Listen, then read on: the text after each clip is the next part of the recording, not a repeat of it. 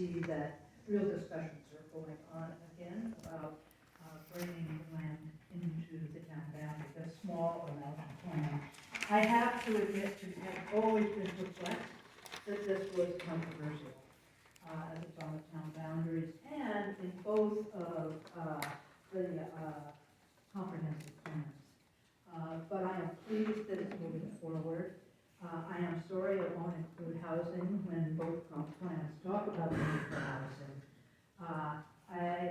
I wondered about some of the antipathy toward the town with all of the signs that said no boundary adjustment. They mystified me. I did not have the nerve to go up and knock on the door and say, tell me why. I'd like to have a conversation about why. But we have a real economic, one of the biggest economic drivers in this county, in fact the biggest, is tourism. And one of those drivers and the biggest, second largest employer in the county is Washington. And one of those things that I think people come to Rappahannock for is its beauty, and that includes the beauty of this little town.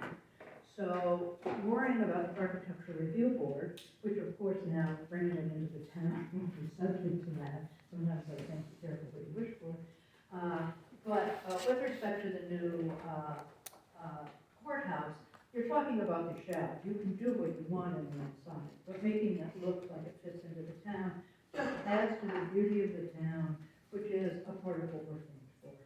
But I hope we move forward and schedule a public hearing. And again, I am so pleased to see that people are talking civilly to each other. My second point is a bit of bragging about the Board of Trustees of the library, who made our biggest and best decision when we made Amanda Weekly head librarian. I want to say all those increases of numbers are really due to Amanda and her training and her work and her enthusiasm. And I'm very proud of, I think, the best decision we ever made as a Board of Trustees. Thank you.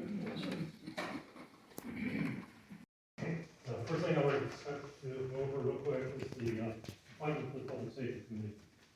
And we've got two good candidates, but I think Sean Dick would be your best choice. He's been on the committee. I try to attend the meetings as often as I can, and I've always been very impressed with the way he handles himself, the way he deals with the issues, and he also has the background, so I would strongly encourage you to appoint him to this position.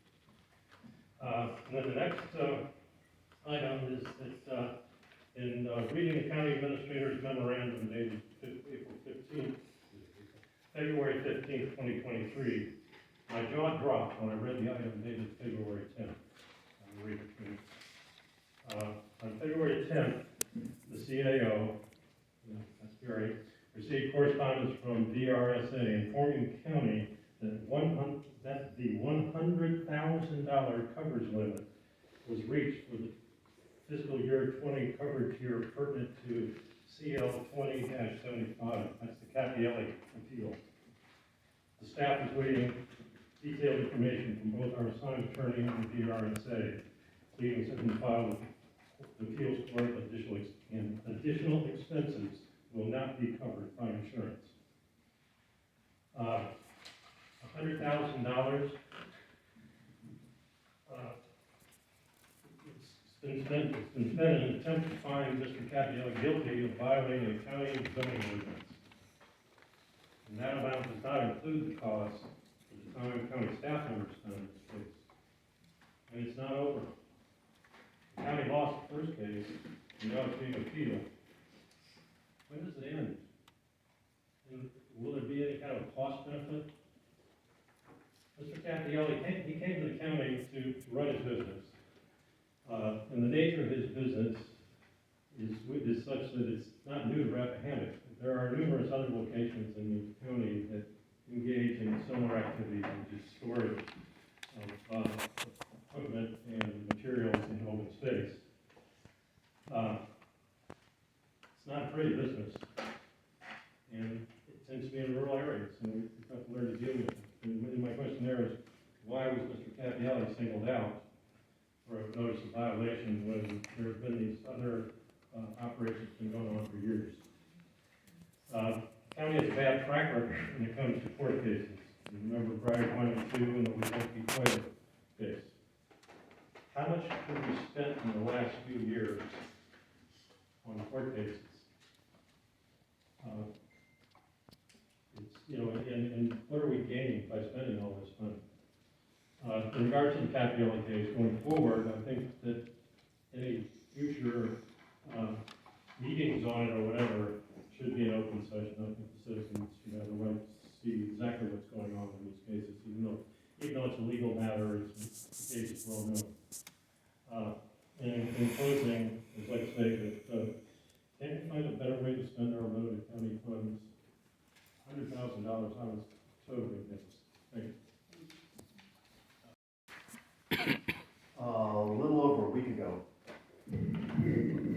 Paige Liddy from Jackson District.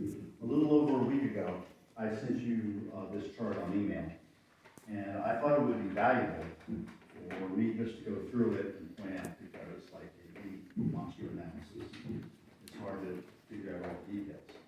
As I pointed out in the email, you'll see that the percent of county responses to the percent of total expenses paid, all right, there's virtually no correlation between the two, right? Whether that's good or bad, I don't know, but there are some areas where we pay a lot of money and we don't get that many responses. Right? Also, the average cost per response does not correlate to the response time. Again, I can't explain all that, but it's considerably way off, because generally you're on an average of about 10 minutes regardless of the response. I also would like to point out the differences between companies 4 and company 5. All right, 5 being Castleton, 4 being Flint Hill. If you note that 5 fails to respond about 51% of the time, considerably lower response than company 4. Right? And its average response time is 19 minutes as compared to all the other companies, which are more in the 10-minute range. Right? And if you look at the amount of money that's going towards the Stonewall Jackson district, Stonewall Hawthorne district, excuse me, it's about less 4.5 times, Wakefield gets about 4.5 times more money than Stonewall Hawthorne district. So I'm looking at this and I'm saying, all right, 19 minutes coming out of a company that's only responding a half of the time, all right? And you don't seem to be taking any action for them, all right? But we are taking action based on a call that has got a lot of publicity, all right? That was an 11-minute response from Chester Gap. All I'm trying to say is, I think you need to spend, in this budget season, I think you need to spend a little time looking at what you can do to help Castleton. I'm not saying take them over, there needs to be something. And I also say that putting the chase buggy at Company 4 in Flint Hill is not helping, because you're adding around 5 minutes to get down to this area. If you look at the map, this box, it's down here in this corner, all right? It's not a good place to get to, all right? Madison's way over here, they're 15, 20 minutes away, all right? And 502, all right, which is up in here, right? I wonder if part of it, because Amosville is second due in that, if the reason Amosville's response time averages up is they're being called down into here, which is harder for them to get to. All right. But anyway, I'm not saying something needs to be happening with Castleton, all right? They're getting more volunteers, they're getting people certified, all right?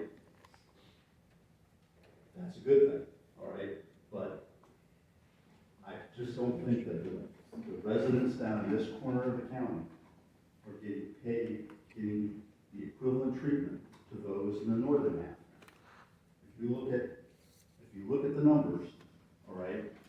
we are focusing most of our resources on fire and rescue on the 211 corridor and north. We're pretty much ignoring